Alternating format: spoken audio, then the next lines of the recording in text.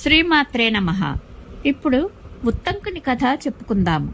ఈ కథ ద్వారా మనము కొన్ని విశేష విషయములు, ఆచరించవలసిన నియమములు తెలుసుకుంటాము. ఆయోధధౌమ్యుని శిష్యుడు వేదుడు, వేదుని శిష్యుడు ఉత్తంకుడు. ఒకప్పుడు జనమేజయుడు, పౌష్యుడు అనే రాజులు ఇద్దరు వేదుని ఆశ్రమానికి వచ్చి బ్రహ్మవేత్త అయిన వేదుని తమ పురోహితునిగా ఎన్నుకున్నారు. వేదుడు ఒకనాడు యజమాన కార్యం గురించి వెడుతూ తన శిష్యుడైన ఉత్తంకుని అగ్నికార్యం చేయమని గృహకార్యాల కోసం నియోగించాడు. నాయన ఉత్తంక, నా ఇంటిలో ఏ లోటు కలిగినా నీవు దానిని పూరించు అని ఉత్తంకుని ఆజ్ఞాపించి వేదుడు ఇతర ప్రాంతానికి వెళ్ళాడు. కొంతకాలం గడిచాక వేదుడు పరదేశం నుండి ఇంటికి తిరిగి వచ్చాడు. వేదమహర్షి బయట నుండి ఇంటికి వచ్చాక ఆశ్రమంలోని వారు ఉత్తంకుని ధర్మదీక్షను, సదాచార పాలనను ప్రశంసించడం విన్నాడు. అతడు శిష్యుని యొక్క వృత్తాంతాన్ని అంతటినీ తెలుసుకుని సంతోషించాడు. అతనితో, నాయనా ఉత్తంక, నీకు ఏ ఇష్టం చేయగలను? నీవు ధర్మబద్ధంగా సేవించావు నన్ను. అందువలన మన మధ్య పరస్పరం ప్రేమ పెరిగింది. నీకు ఇంటికి వెళ్ళడానికి అనుమతిని ఇస్తున్నాను. నీ కోరికలన్నీ తీరుతాయి, వెళ్ళు అన్నాడు గురువు. ఇలా అన్న గురువుతో శిష్యుడు, మీకేమి ప్రియం చేయగలను? పెద్దలు చెబుతూ ఉంటారు, అధర్మపూర్వకంగా చెప్పినవాడు, అధర్మపూర్వకంగా అడిగినవాడు, వీరిరువురిలో ఒకడు మరణం పొందుతాడు, విద్వేషాన్ని కూడా పొందుతాడు. కాబట్టి మీరు అనుమతిస్తే నేను మీ అభిష్టాన్ని గురుదక్షిణ రూపంలో కానుకగా ఇవ్వాలనుకుంటున్నాను అన్నాడు. అంతటా గురువు, వత్స ఉత్తంక, అయితే కొన్ని రోజులు ఉండు అన్నాడు.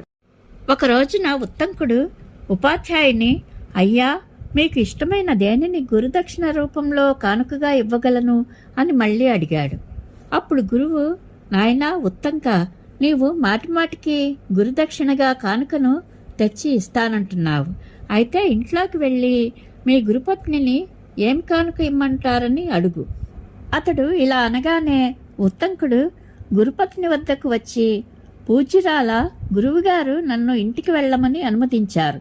మీకు ఇష్టమైనది గురుదక్షిణగా సమర్పించి రుణవిముక్తుడనై ఇంటికి వెళ్ళాలనుకుంటున్నాను. కాబట్టి గురుదక్షిణగా మీకు ఏ కానుకను తేవాలో ఆజ్ఞాపించండి అని అడిగాడు. ఉత్తంకుడు ఇలా అడిగిన వెంటనే గురుపత్ని అతనితో పౌష్య మహారాజు వద్దకు వెళ్ళి అతని భార్య ధరించే కుండలాలను అడుగు, వాటిని తీసుకురా. ఈ రోజుకి 4వ రోజున పుణ్యక వ్రతం జరుగుతుంది. వాటిని ధరించి అలంకరించుకొని బ్రాహ్మణులకు భోజనం వడ్డించాలనుకుంటున్నాను. కాబట్టి వాటిని సంపాదించు. అలా చేస్తే నీకు మేలు జరుగుతుంది, లేకుంటే మేలెక్కడిది అన్నది. గురుపత్ని ఇలా చెప్పగా ఉత్తంకుడు బయలుదేరాడు. అతడు మార్గమధ్యంలో పెద్ద ఆకారం గల ఎద్దును, దానిని ఎక్కిన మహాకాయుడైన పురుషుని చూశాడు. ఆ పురుషుడు ఉత్తంకునితో ఇలా అన్నాడు, ఉత్తంక, ఈ వృషభ గోమయాన్ని భక్షించు అని. అతను చెప్పిన దానికి ఉత్తంకుడు ఇష్టపడలేదు. ఆ పురుషుడు మళ్ళీ ఉత్తంకునితో, ఉత్తంక, తిను, ఏమీ ఆలోచించుకు, పూర్వం మీ గురువు కూడా తిన్నాడు అన్నాడు. అతడు చెప్పగానే మంచిది అని ఉత్తంకుడు అప్పుడు ఆ వృషభం యొక్క మూత్రపురీషాలను భక్షించి తొందరలో ఉండడం చేత నిలుచునే ఆచమనం చేసి బయలుదేరాడు. ఉత్తంకుడు పౌష్య మహారాజు ఉండే చోటుకు వెళ్ళి ఆసీనుడై ఉన్న అతన్ని సమీపించి ఆశయపూర్వకంగా అభినందించి ఇలా అన్నాడు, యాచకుడినై మీ వద్దకు వచ్చాను అని. అంతటా అతడు ఉత్తంకునికి నమస్కరించి, పూజ్యుడా, నేను పౌష్యుడిని, మీకు ఏమి చేయగలను అని అడిగాడు. ఉత్తంకుడు పౌష్యునితో, గురుదక్షిణ కోసం కుండలాలను కోరి ఇక్కడికి వచ్చాను. మీ భార్య ధరించిన ఆ 2 కుండలాలను ఇవ్వడానికి నీవు తగుదువు అన్నాడు. దానికి సమాధానంగా పౌష్యుడు, అంతఃపురానికి వెళ్ళి రాణిని అడుగు అన్నాడు. అతడు చెప్పిన రీతిగా ఉత్తంకుడు అంతఃపురంలో ప్రవేశించాడు. కానీ రాణి కనబడలేదు. అతడు మళ్ళీ రాజు వద్దకు వచ్చి, నీవు నాతో అబద్ధమాడడం యుక్తంగా లేదు. నీ అంతఃపురంలో రాణి లేదు, నాకు ఆమె కనబడలేదు అన్నాడు.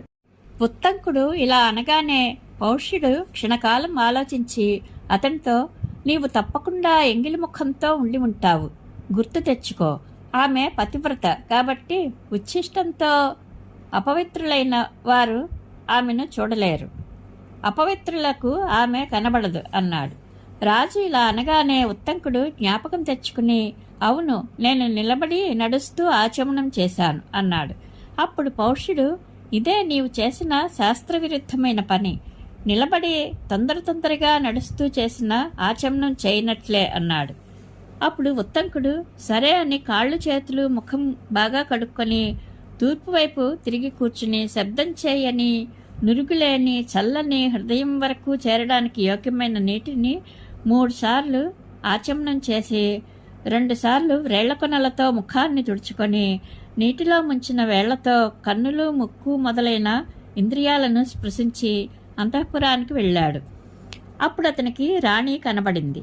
ఆమె ఉత్తంకుని చూచి ఎదురువచ్చి నమస్కరించి, పూజ్య, మీకు స్వాగతం, మీకు నేనేమి చేయగలను, ఆజ్ఞాపించండి అని పలికింది. ఉత్తంకుడు ఆమెతో, తల్లి, గురుదక్షిణ కోసం నీ కుండలాలను అడుగుతున్నాను, ఇవ్వగలవు అన్నాడు.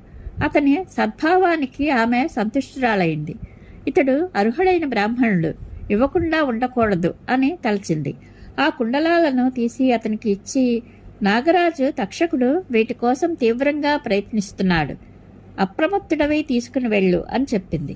ఈ విధంగా చెప్పిన రాణితో ఉత్తంకుడు, అమ్మా, నీవు నిశ్చింతగా ఉండు, నన్ను తక్షకుడు గెలవలేడు అన్నాడు. అని చెప్పి అతడు రాణిని వీడ్కొని పౌష్యుని వద్దకు వచ్చాడు. పౌష్య మహారాజా, చాలా సంతోషించాను అని చెప్పాడు. అతనితో పౌష్యుడు ఇలా అన్నాడు, పూజ్యుడా, చాలా కాలానికి యోగ్యుడు దొరికాడు. మీరు గుణవంతులైన అతిథులు కాబట్టి శ్రాద్ధకర్మ చేయాలనుకుంటున్నాను. ఆహ్వానాన్ని మీరు అంగీకరించండి. ఉత్తంకుడు, నేను ఆహ్వానాన్ని అంగీకరించాను, కానీ శీఘ్రంగా జరగాలని కోరుకుంటున్నాను. మీ వద్ద సిద్ధంగా ఉన్న సుసంస్కృతమైన పరిశుద్ధమైన అన్నాన్ని వడ్డించండి అన్నాడు. రాజు అలాగే అని సిద్ధంగా ఉన్న అన్నంతోనే అతనికి భోజనం వడ్డించాడు. ఉత్తంకుడు అన్నం కేశదుష్టమై చల్లగా ఉండడం చూసి ఇది అపరిశుద్ధమని తలచి ఆ పౌష్యుని ఉద్దేశించి, నాకు అశుచి అయిన అన్నం పెట్టావు కనుక అంధుడివి అవుతావు అన్నాడు. దానికి బదులుగా పౌష్యుడు కూడా, నీవు శుద్ధమైన అన్నాన్ని కూడా దూషిస్తున్నావు కనుక అనపత్యుడు అవుతావు అని శపించాడు. అప్పుడు ఉత్తంకుడు రాజుతో ఇలా అన్నాడు, మీరు అపవిత్రమైన అన్నం పెట్టి పైగా ప్రతిశాపం ఇవ్వడం ఉచితంగా లేదు, అందుచేత ముందు అన్నాన్ని పరీక్షించండి అన్నాడు. వెంటనే పౌష్యుడు ఆ అన్నం చూసి అది అపవిత్రమైనదిగా తెలుసుకుని దానికి కారణాన్ని ఆరా తీశాడు. ఆ అన్నాన్ని జుట్టు విరబోసుకున్న స్త్రీ తయారు చేసిందని, అప్పటికే చాలాసేపు కావడం వలన చల్లారిపోయిందని తెలుసుకున్నాడు.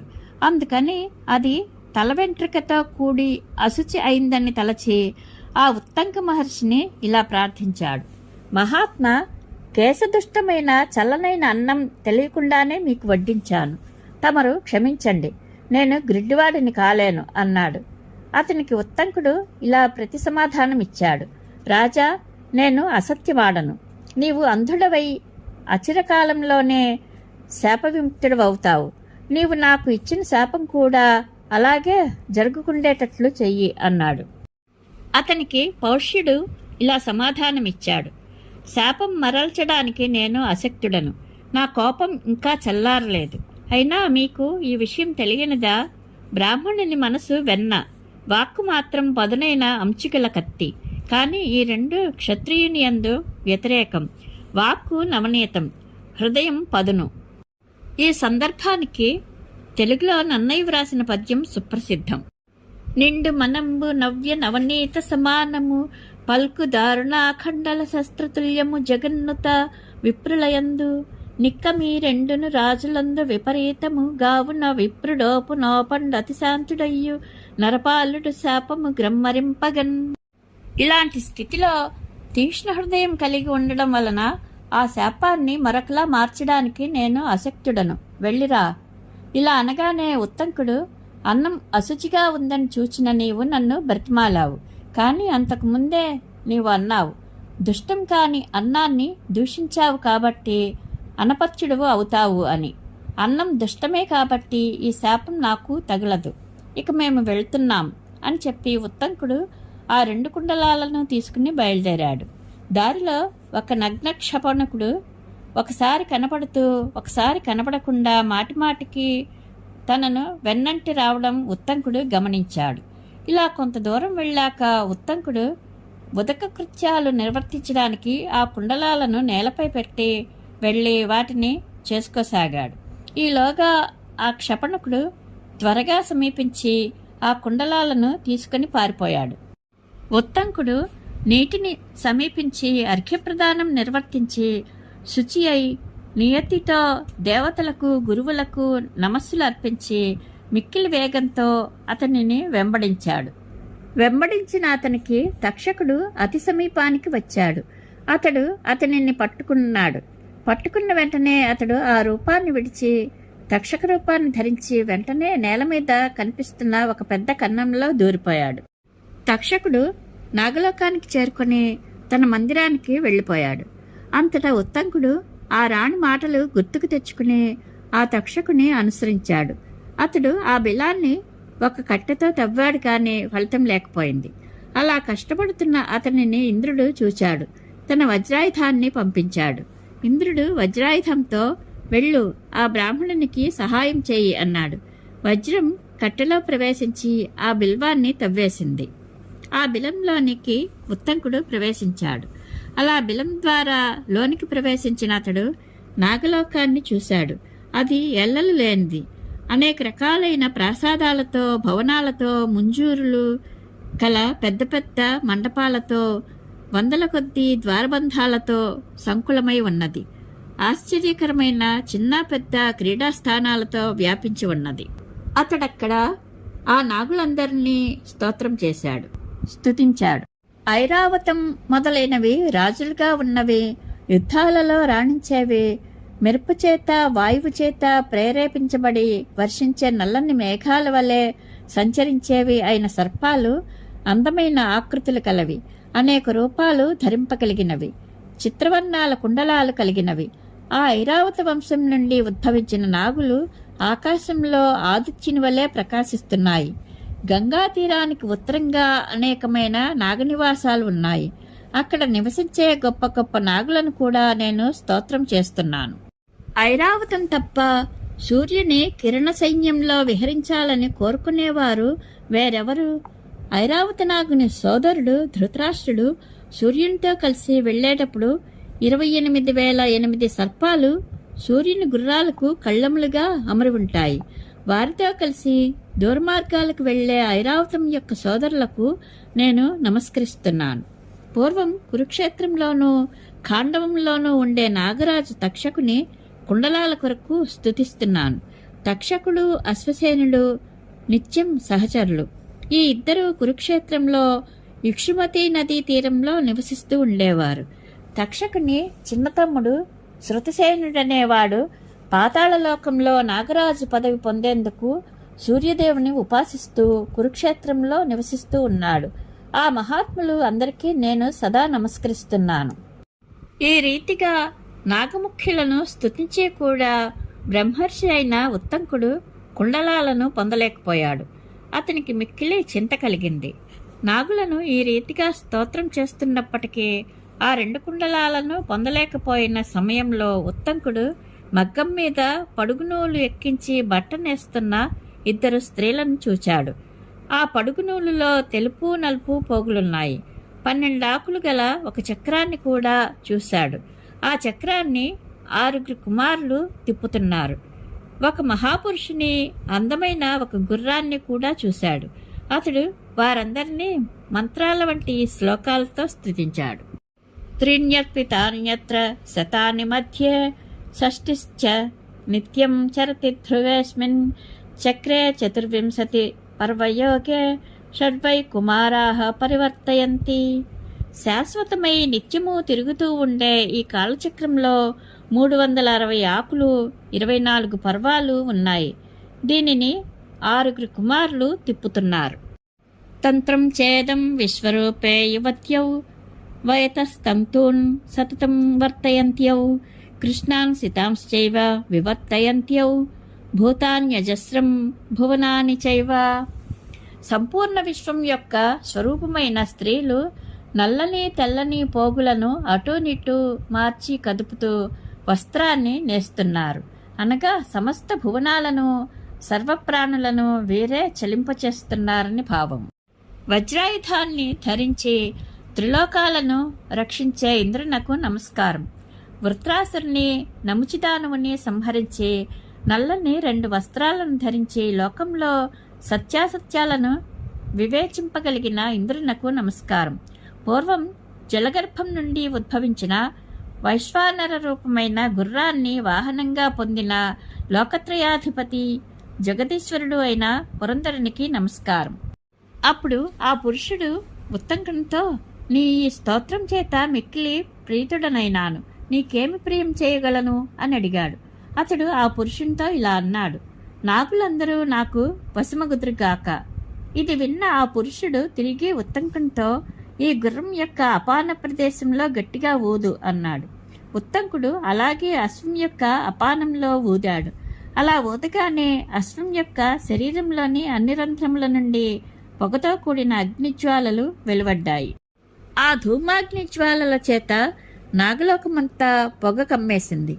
తొట్రుపడిన తక్షకుడు అగ్ని తేజస్సునకు భయపడి విషణ్ణుడై కుండలాలను తీసుకుని వెంటనే భవనం నుండి వెలుపలికి వచ్చి ఉత్తంకునితో ఇలా అన్నాడు, కుండలాలు ఇవిగో తీసుకోండి మీరు అన్నాడు. ఆ ఉత్తంకుడు వానిని తీసుకున్నాడు. తీసుకుని ఆలోచించాడు, నేడే గురుపత్ని యొక్క పుణ్యక వ్రతం. నేను చాలా దూరం వచ్చాను, ఆమెను ఎలా సత్కరించగలను? ఇలా అనుకుంటున్న అతనితో ఆ పురుషుడు ఇలా అన్నాడు, ఉత్తంక, ఈ గుర్రాన్నే ఎక్కు, నిన్ను క్షణకాలంలో గురుకులాన్ని చేర్చుతుంది అని. అతడు అలాగే అని చెప్పి ఆ గుర్రాన్ని ఎక్కి గురుకులానికి వచ్చి చేరాడు. గురుపత్ని స్నానం చేసి కురులు ఆరబెట్టుకుంటూ కూర్చుని ఉత్తంకుడు ఇంకా రాలేదని అతనికి శాపం ఇవ్వాలని మనసులో అనుకుంటోంది. ఈలోగానే ఉత్తంకుడు గురుకులాన్ని ప్రవేశించి గురుపత్నికి నమస్కరించాడు. ఆ కుండలాలను ఆమెకిచ్చాడు. ఆమె అతనితో ఇలా అన్నది, ఉత్తంక, నీవు సరి అయిన సమయంలో సరి అయిన చోటికి వచ్చావు. వత్స, నీకు స్వాగతం. నీవు అపరాధం చేయలేదు కనుక నేను శపించలేదు. నీకు శుభాలు కలుగుతాయి, సిద్ధిని పొందుతావు. తరువాత ఉత్తంకుడు గురువుకు నమస్కరించాడు. గురువు వెంటనే, ఉత్తంక, నీకు స్వాగతం. ఇంతవరకు ఏం చేశావు? అప్పుడు ఉత్తంకుడు ఉపాధ్యాయునికి ఇలా బదులిచ్చాడు, అయ్యా, నాగరాజైన తక్షకుని వలన నాకు విఘ్నం కలిగింది. ఈ పనిలో అతని వలన నేను నాగలోకం వెళ్ళాను.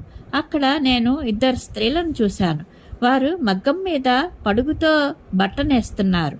అందులో నలుపు తెలుపు పోగులున్నాయి. అదంతా ఏమిటి? అక్కడే నేను 12 ఆకులు గల చక్రాన్ని చూశాను. 6 కుమారులు దానిని తిప్పుతున్నారు. అది ఏమిటి? నేను చూసిన పురుషుడు ఎవడు? పెద్దదైన గుర్రం ఒకటి కనబడింది. అదెవరు? నేను వెళ్ళేటప్పుడు మార్గమధ్యంలో ఒక ఎద్దును చూశాను. దానిని ఎక్కిన పురుషుడు గట్టిగా, ఉత్తంక, ఈ వృషభం యొక్క పేడను తిను, నీ ఉపాధ్యాయుడు కూడా తిన్నాడు అన్నాడు. అప్పుడు ఆ పురుషుడు చెప్పడం వలన నేను ఆ ఎద్దు యొక్క పేడను తిన్నాను. ఆ పురుషుడెవరు? ఆ ఎద్దు సంగతేమిటి? ఇదంతా ఏమిటి? నేను మీరు చెప్పగా వినాలనుకుంటున్నాను. ఉత్తంకుడలా అడగగానే ఉపాధ్యాయుడు ఇలా చెప్పాడు, ఆ 2 స్త్రీలు ధాత విధాత. ఆ నల్లని తెల్లని పోగులు రాత్రింబవళ్ళు. 6 కుమారులు తిప్పుతున్న ద్వాదశార చక్రంలో 6 కుమారులు 6 ఋతువులు, 12 ఆకులు 12 మాసాలు, చక్రం సంవత్సరం. ఆ పురుషుడు పర్జన్యుడు, ఆ అశ్వం అగ్ని. నీవు దారిలో వెడుతుండగా చూచిన వృషభం గజరాజు ఐరావతం. ఇక దానిని ఎక్కిన పురుషుడు ఇంద్రుడు. నీవు తిన్న ఆ ఎద్దుపేడ అమృతం. దాని వలననే ఆ నాగలోకంలో నీవు మరణించలేదు. ఆ ఇంద్రభగవానుడు నా స్నేహితుడు. నీ మీది దయతో నిన్ను ఇలా అనుగ్రహించాడు. ఆ కారణంగానే నీవు కుండలాలను తీసుకుని తిరిగి వచ్చావు. కనుక సౌమ్యుడా, ఇక వెళ్ళవచ్చును. అనుమతినిస్తున్నాను. నీకు శుభాలు కలుగుతాయి అన్నాడు. ఉపాధ్యాయుడు అనుమతిచ్చాక మహాత్ముడైన ఉత్తంకుడు కోపంతో తక్షకునిపై బదులు తీర్చుకోవడానికి హస్తినాపురానికి బయలుదేరాడు. కథ విన్నారు కదా, ఇది ఉత్తంకుని కథ. ఈ కథలోని విశేషాలు ఏమిటి అనేది కామెంట్స్లో తెలియజేయండి. శుభం భూయాత్.